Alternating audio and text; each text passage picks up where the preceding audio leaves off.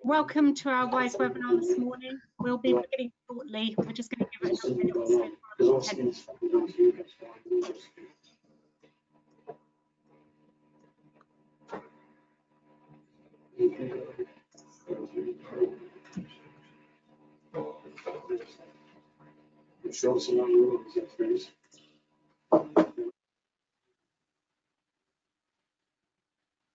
Okay, so let's start this morning. So Evelyn, if you wouldn't mind, next slide, please.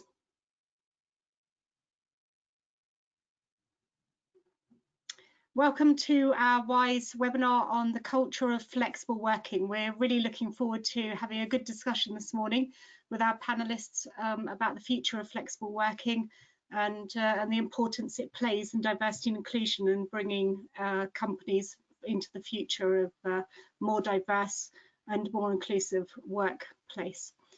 Next slide, please, Evelyn. Okay, so my name's Claire Collins, and I'm Senior Products and Services Manager here at WISE. I'm going to be the moderator for today's webinar, and I'll be introducing our panelists shortly. Next slide, please. As we go through, if you have any questions, there is a chat function on this webinar, so on the webinar software, and if you just put into the chat function, please do. It's a very interactive webinar. We're very happy to have questions all the way through. Please do write your questions in on that chat function, and we'll make sure to ask those as we go through and involve you in the discussions in this webinar. Next slide, please. Okay, let's get started. So I'd really like to, very pleased to welcome our panelists this morning. So we have, first of all, Dimitra Christakou, who's Partnerships and Development Director here at WISE. Dimitra is going to be putting her webcam on shortly. Then we have Pauline Broadway, who's Director and Founder at YFlex. Pauline, if you'd like to put your web camera on, please. And finally, we have Eric Evans from DuoMe. Now I'm going to ask all three of them to introduce themselves and give a short introduction. So next slide, please, Evelyn. So Dimitra, would you mind giving us a short introduction, quick summary of your experience in this area? Definitely. Good morning, everyone. As Claire said, my name is Dimitra Christakou. I am the Partnerships and Development Director for WISE. I'm a member of our leadership team, and I would like to welcome you on the webinar today. WISE, for those of you that are not familiar with it, is a B2B non-for-profit organization, and our objective is to accelerate cultural change within corporate organizations to achieve gender diversity and gender balance. Flexible working is one of the key areas that are critical in achieving diversity within an organization. And that's why we thinking ahead of the new workplace, the new reality that we'll face as we go back to the office after the COVID pandemic, it's important to have a discussion today. It's critical for us. Companies have been quite agile for a long time, since the beginning of the pandemic, in putting together solutions for flexible working. But there is much more that needs to be done and can be done, and we are very hopeful that the discussion today will give you a few ideas of how we can move forward. Fantastic, thank you. Eric, if you wouldn't mind giving us an introduction to DuoMe, please, it'd be much appreciated. Sure, yeah. So I'm Eric Evans, the founder of DuoMe, which is a flexible working SaaS tool. So my background is I'm a technologist. I've spent the sort of last 20 years, I actually trained as an economist, but then this kind of internet thing was happening in the late 90s and I switched to tech. And then so the sort of last 20 years, I've been having various roles in financial services and tech, 5 of those in New York, 2 in Singapore, and sort of managed big global teams. And sort of my sort of heritage was I ended up sort of, a number of years ago having teams all around the world, working very, very significant hours and, really trying to find a struggle in terms of the balance of that inside of my life. And then also, my wife she's a TV producer, and when we had a family, she really loved her job, but it was very difficult to find how to fit it in and around family. And, just as a family, we felt that, and sort of, that led to us, ultimately creating Duo Me, which is, really trying to help people. Initially our charter was around get access to flexible working, because, we all kind of know the stats, right? But lots of people demand and want to get flexibility, but there's a real kind of pushback or inertia inside of organizations in terms of really letting it be very prevalent. But most recently, now, obviously with the onset of COVID, we're looking much more at actually how do people return to the office, and how do we make sure that we don't create even more of an impact as people return to the office, and sort of make sure that people are properly represented and able to get flexible working. That's it. Thanks. Fantastic, thank you. And Pauline, if you could please give an introduction to yourself and why Flex. Yeah, thanks, Claire. So my name's Pauline Broadway. I have been very interested in flexible working going back to 2010, when I came back from living over in Tokyo and went to work for Royal Mail Group to help with the transformation and privatisation of the business. And I was pretty shocked to find that Royal Mail had a very, very good working approach to flexible working. It was something that was radically different to some of the private organisations I'd worked for before we spent some time over in Japan, and took that benefit, let's say, for granted, as I had my family, and was able to progress throughout the organisation and pick up senior change roles. Having spent 5 years at Royal Mail, I left to be a consultant specifically looking at transformation and change. And within lots of different organisations, so within construction at Mace, within Whitbread, at TES Global, and a number of other organisations. And I was quite shocked to find that the culture in these organisations, who people would have maybe perceived as more glamorous, I would say, than Royal Mail, wasn't what I was used to. And within my transformation programs, I was always keen to make sure that ways of working was kind of a key pillar of the program. But I really experienced a lot of issues trying to get senior executives to really buy into this and to really take it seriously as a change program, that this was not just enabling people to work flexibly and that was the end of it. It was thinking about how that organisation would function and how the dynamics would work if people were working different working hours in different locations with different patterns. So over the past few years, I've specialised in helping companies through this, and combined with that, I sort of had a personal interest in really thinking very deeply about this. So took on the challenge of a doctorate 2 years ago in combination with my work. Nobody knew 2 years ago we were going to sort of go into a pandemic where everyone would be forced to experience this. So it's been great timing for me, and I've been able to research prior to the pandemic, trying to understand what's been working for organisations, and during the pandemic where people have been in this forced area. But really my keen interest in flexible working and the wider new ways of working is really understanding how to enable leaders to implement change effectively and sort of deliver long-term benefits from it. So that's my sort of particular area of expertise. Fantastic, thank you. So now you've got a good idea of what each of our panelists can bring to this conversation. Okay, let's have a very brief summary of how has remote working impacted individuals during the pandemic. I'm sure there's been many discussions on this, so just a brief summary about it. What can we learn? What's worked really well, and what have been the challenges to date? So Eric, would you like to go first? Yeah, sure. So look, I mean, I think it's been kind of mixed, right? So in the beginning, it was sort of, there was a lot of people that were kind of like automatically introduced to location-based flexibility, and there were people that kind of said this couldn't work here, and then all of a sudden they were kind of forced into it, and then quite rapidly a lot of things changed in terms of companies thinking. But I think for actual people who are in the moment, I think right at the beginning, the immediacy was, people were kind of questioning what were people working on, why do I have so many meetings? And then all of a sudden it sort of transitioned into people sort of feeling like they're quite exhausted. And so I think there was this huge transition to people doing a lot of video, and that's got a massive benefit in terms of connecting people together, but it does come at a cost, right? And so there is a kind of trade-off in terms of that level of intensity and staring at the screen and the exhaustion that people feel. And then quite quickly, you know, the conversation was sort of that separation of work and home life, and there was a lot of kind of advice and things that were going out, you know, just in general to do with what some tactics around that. So, you know, I think in the whole, like people have been very, very positive and you know, recognize some of the issues.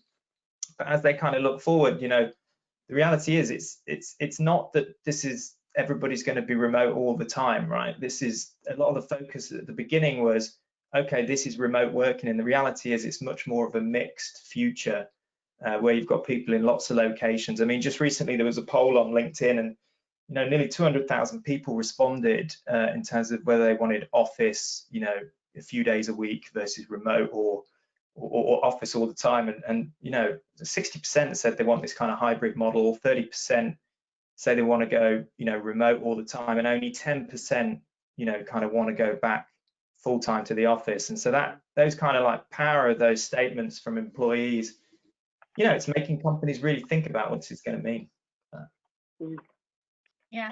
Pauline, did you have anything to add? Yeah, I think, you know, just building on that, I did some research during the pandemic with some organisations I'd already been talking to before. So that was really interesting because you were able to see a change in perspectives. And some of the positives that came out of it was that, as Eric said, you know, obviously virtual and, you know, the concept of people doing all their meetings on Zoom obviously became the norm. But a lot of senior leaders reported to me that they had much higher attendance at sort of, you know, virtual kind of all company briefings where everyone logged on. Previously, they only got about 60% of people turning up to the office. People that were perhaps when in person afraid to ask a question started to engage with the question functions. And so they found they had much more engagement from people who just never would have got involved before. And, you know, everyone's had a bit of a crash course in modern technology. Those that haven't used Zoom and didn't understand new features, you know, interactive features, which many people still don't use, like, you know, virtual whiteboards and polls and all the rest of it. You know, companies are starting to change their attitude. And those that I've spoken to said, we're not going to go back to doing it in person anymore. We're going to start to embrace this new technology. But one of the other positives I think that came out of it is organisations were forced to move really quickly and to mobilise change quicker than they'd ever done before. And it's proved to them that they can do it, and they've simplified decision making within the business. And I think that will only become more mainstream as things move forward. And that whole kind of trust and tolerance, people understand that people can be trusted to work from home. And the acceptability of dogs barking, kids running around. I mean, you know, 8 years ago, my daughter was young, you had to hide them away if you were on a call. It just wasn't acceptable to have your family around you, for people to see where you lived. And so people have had this insight into their colleagues' lives. And I think that, you know, as much as they haven't been face to face, that's helped. You know, it's created a different dynamic, really.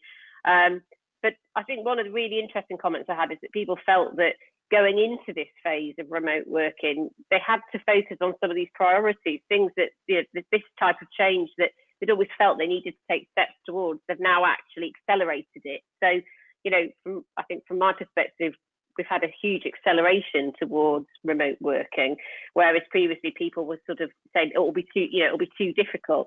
You know, there is issues. You know, there's this sort of concept of Zoom exhaustion. People feeling that they've got to see people, therefore let's put a meeting in, whereas you used to pop by somebody's desk. And I think there are going to be some new ways of behaving in let's call it this new world going forward, and that's for leaders and organisations, you know, to think through.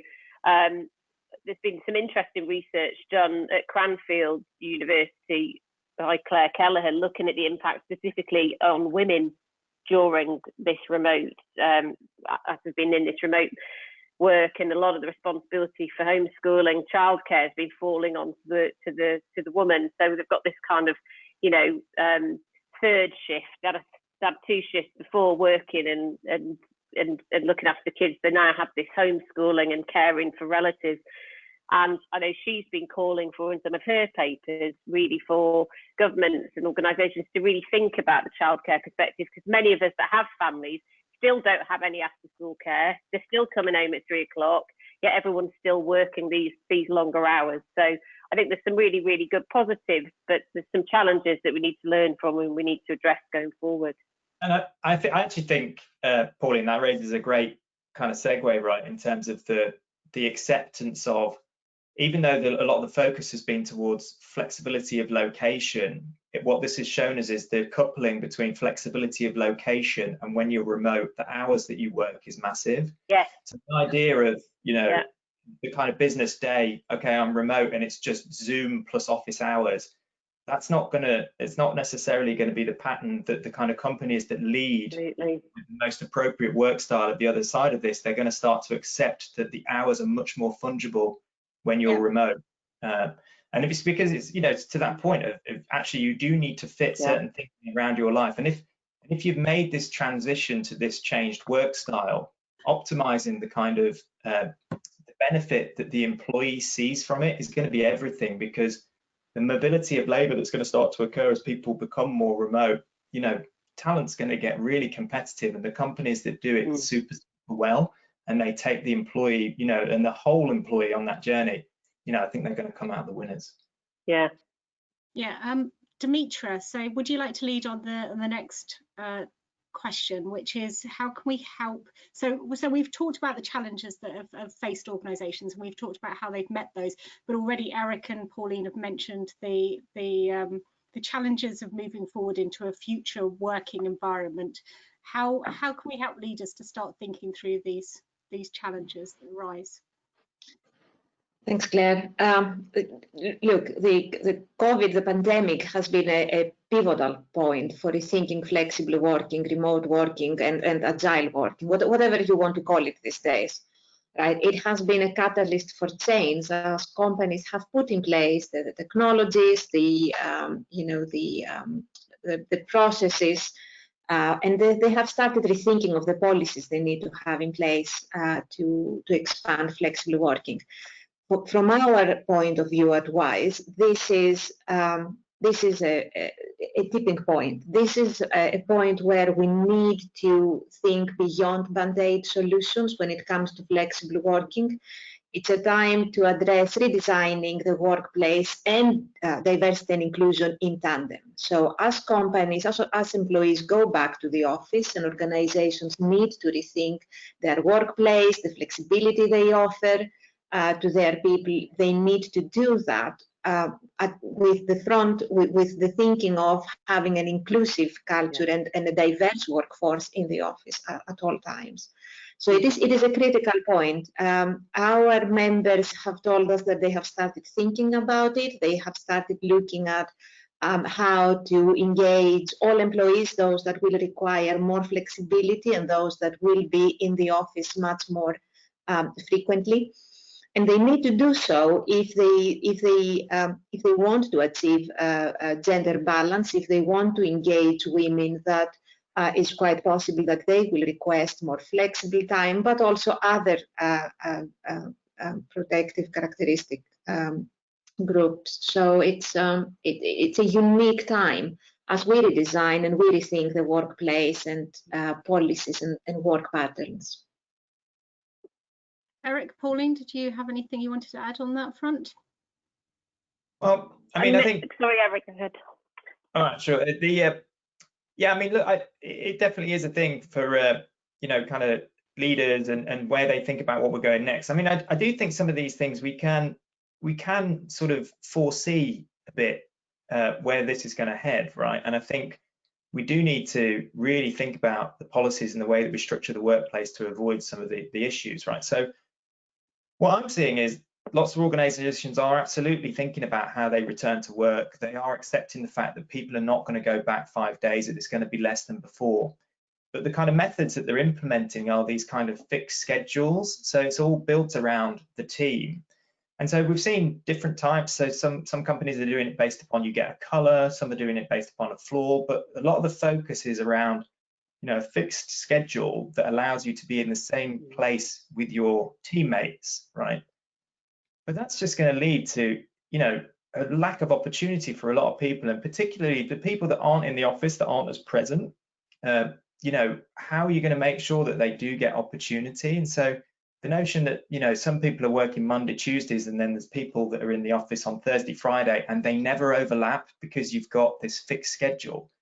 We can't do that, because, you know, this kind of notion of coincidental networking, so people just being in the same space, you know, there is a lot of power to that. And if we say that everything has to be this kind of deliberately designed cultural activities, which do need to go on to get people to mix and sort of kind of co-mingle across the workforce, you know, co-created culture and the fact that everybody brings something to work, you know, it's going to be critical. And really designing those initial kind of how people are going to come into the workforce, you know, companies that are thinking about doing it under a fixed pattern, it's absolutely going to lead to issues later, and it's something that we can kind of foresee now. So thinking about that, I think, is critical for companies at the moment.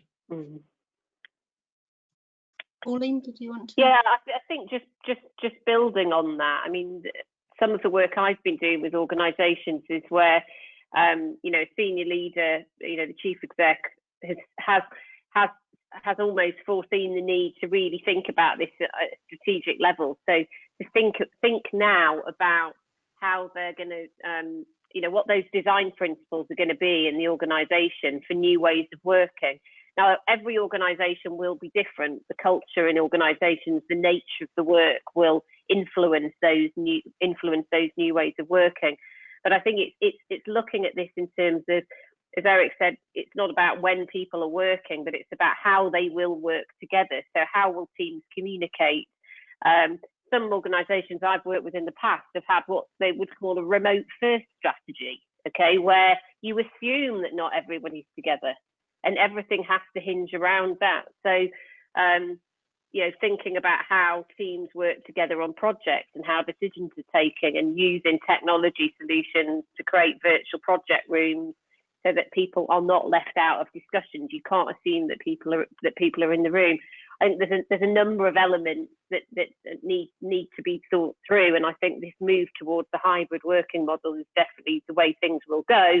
That different organisations will implement it in different ways, but leaders need to start thinking about it now, and they need to engage their teams around the business and think about what works best for that business, and how do they bring teams together, and how do you performance manage people, how do you run, you know, your team meetings when you haven't got everybody together. And that almost is going to have to become a norm.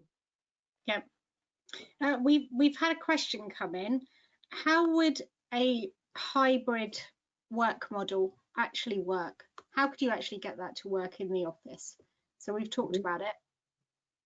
Well, I can give you an example of one, if helpful, from sort of my experience. And I think this is where organisations right now are facing a situation where, you know, when they're maybe looking to go back, which may be sort of, you know, March, April, May, depending on the organisation's view of when they will return to offices and embrace an environment where they can work together. They're looking at bringing people only visiting the office with a purpose, and that's thinking about how teams collaborate and making decisions around whether people go in for team meetings, for creative interaction, rather than sitting at emails. But that's the experience I've had to date, is that people are looking at that on a team basis rather than a company-wide mandate that you must be in 2 or 3 days a week. Another example is organisations have looked at trying to get teams to have some core working hours in the day to enable that flow of activity. So potentially working within the hours of, let's say, 10 and 2, the whole team's together virtually or together in person, but there is there's that confidence that you can talk to somebody during those hours. But there is an assumption that obviously people will be working remotely a certain percentage of the time. But in that hybrid model, people have not mandated exactly how many days each person should be in the office and how many days people should be working remotely. Yeah, and look, I mean, it's not without precedent, right? And I think the key thing, you know, that Pauline brought up earlier in terms of it's going to be different by organisation. You know, when I talk to sort of senior leaders at different companies, some organizations, they feel they've got a strong grip on this already because of how global they are anyway. So if you think of, you know, just the kind of time zone differences that different teams are having to deal with, you're already in a kind of non-linear work day and more kind of asynchronous types of working anyway. But I think, you know, what I feel is actually the kind of the next step of this is the realization that there is a lot of complexities to start to think about how people come back to the office. So, you know, whether it's saying that it's going to be 2 days, whether it's not talking about 2 days, absolutely, you are going to plan the work that you do in the office because it's going to be the constrained resource. The way that I try to think about it is, if you remember, like, you know, you go on a business trip and you'll be going to visit an office, you know, maybe it's in overseas, you're going to, you know, see the other office and there's people that you've got to meet.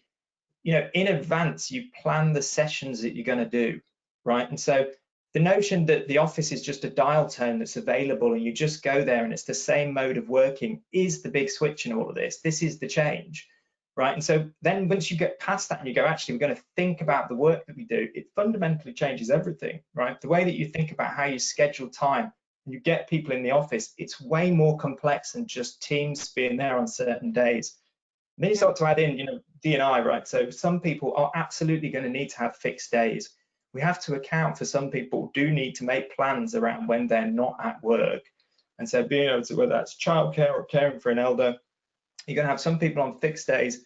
Some people are going to have variability in that schedule. It's going to get super complex. And so that whole kind of notion of how do you think about the work that you're doing and the collaboration of choosing the days to be there, it's way more multidimensional than teams. You know, think about sort of progression of people, giving access to senior leadership. You know, that's a signal, right? How often are you in with senior leaders? If you're never actually in the same space at the same time, does that have an impact on me? Yeah, I'd say it would. Yeah.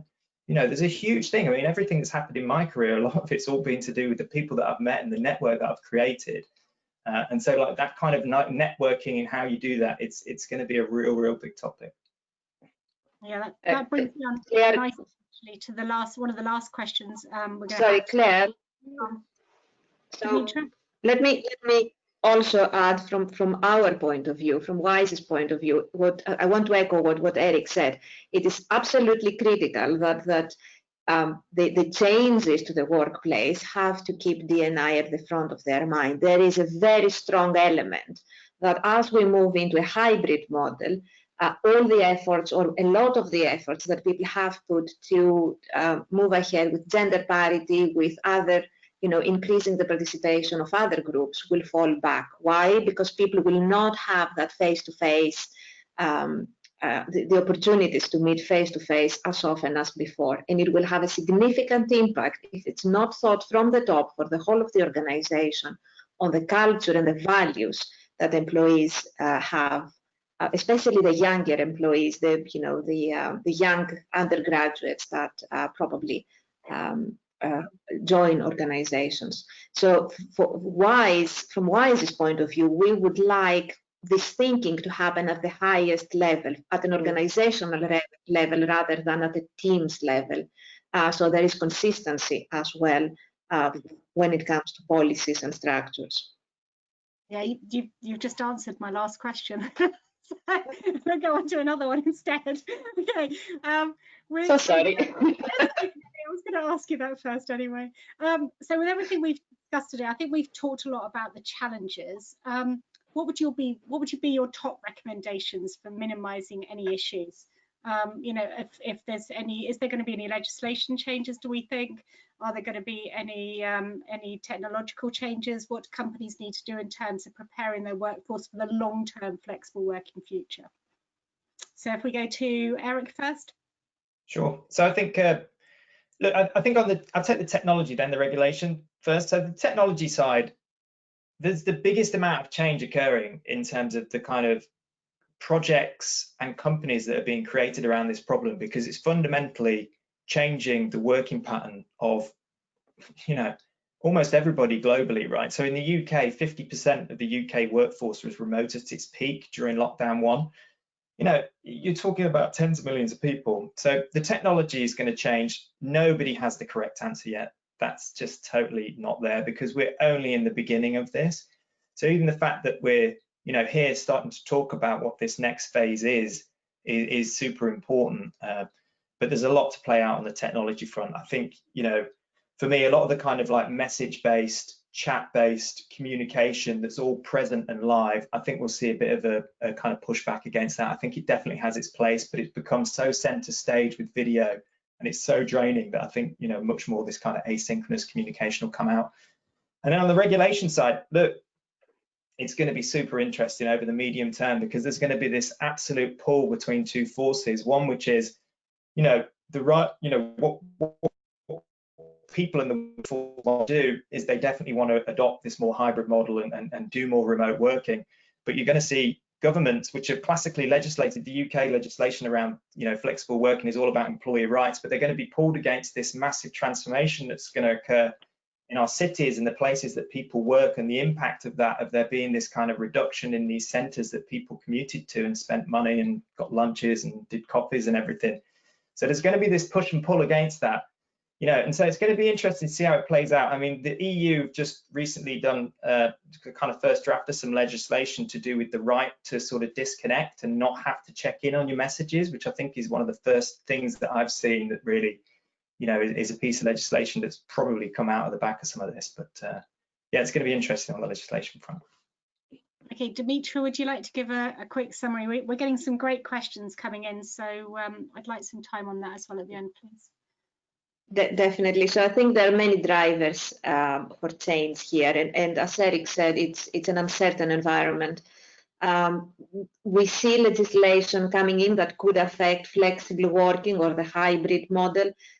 It's the first time, to be honest, and I didn't expect it, to see the economic impact of more flexible working being taken into account when you think of, you know, all the money that is not spent. Consumer spending has decreased in areas like, you know, Canary Wharf in London or the City of London.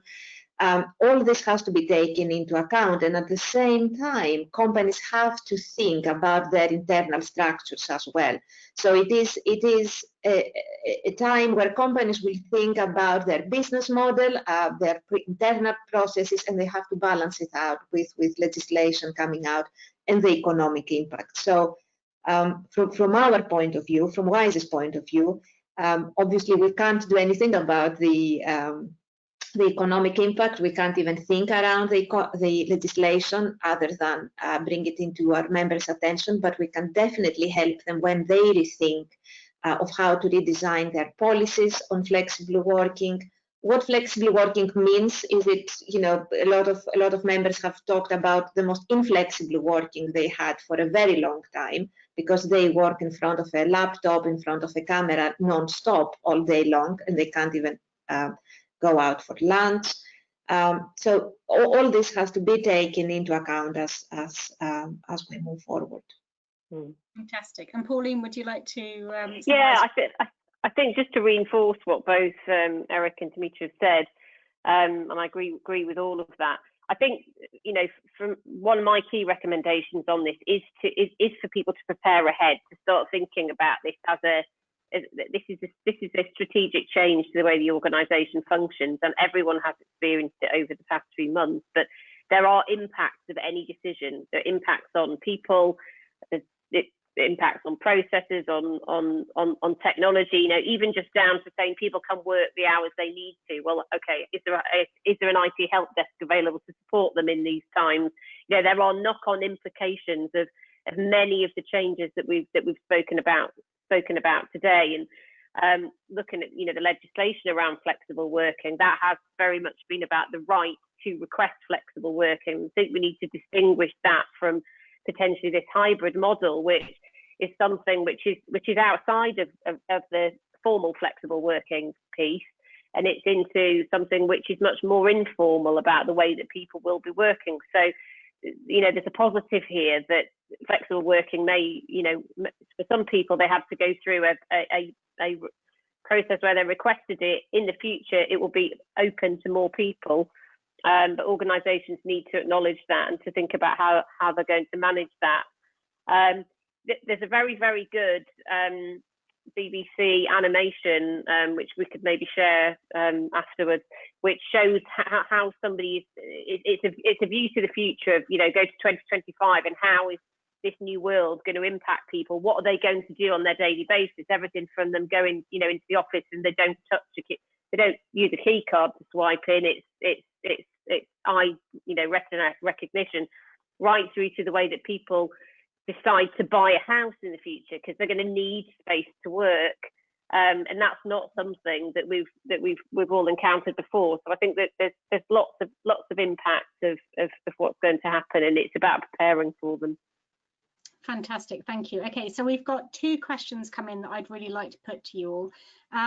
The first question is from Katrina, and she says, I love the social aspect of working in the office, especially when new to a team. How do you propose that you successfully introduce new members to feel included and bonded to their colleagues when you work remotely? So maybe Eric, would you like to start with that one? Yeah, sure. Look, I mean, I'm actually pretty negative on where we are on some of this stuff. So I think, you know, lots of organizations have put things in place. There's, you know, now it's lunch and learns, but you don't get the lunch. You know, it's like a lot of kind of forced fun and kind of team quizzes. And so I think, look, there's a huge amount in terms of the kind of comms and engagement that you need to do across the organization. But I don't think we've found the sweet spot of that yet at all.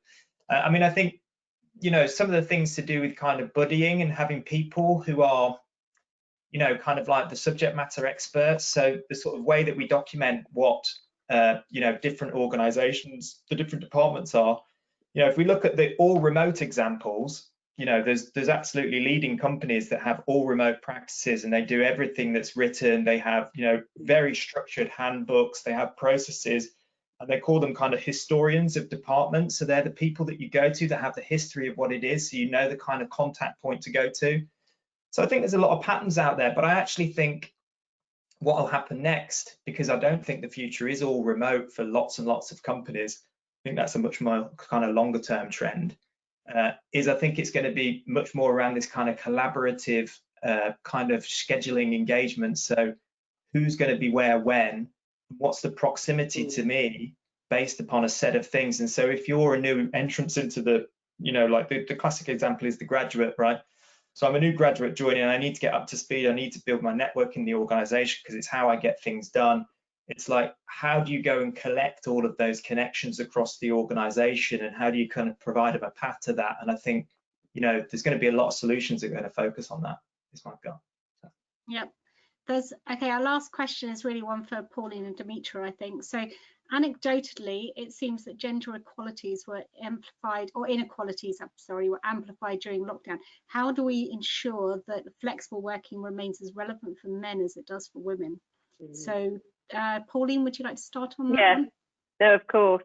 I mean, I think there has been a huge shift in everyone's attitude to flexible working, and those that were potentially skeptics prior to the pandemic have experienced it for themselves. And I know some of the interviews I've been doing with chief executives who never would have considered this for their organizations have transformed their views. Okay, so I think that that the experience of the pandemic was certainly of you know, it has invited men into this, into, you know, having this experience of realizing actually that they can see that there's benefits for them as well from a flexible working perspective. So I think it has changed attitude, and I think people will continue from certainly from people I've spoken to, both men and women are interested in continuing this, you know, more flexible approach to work where they have an opportunity to be at home, to see their families,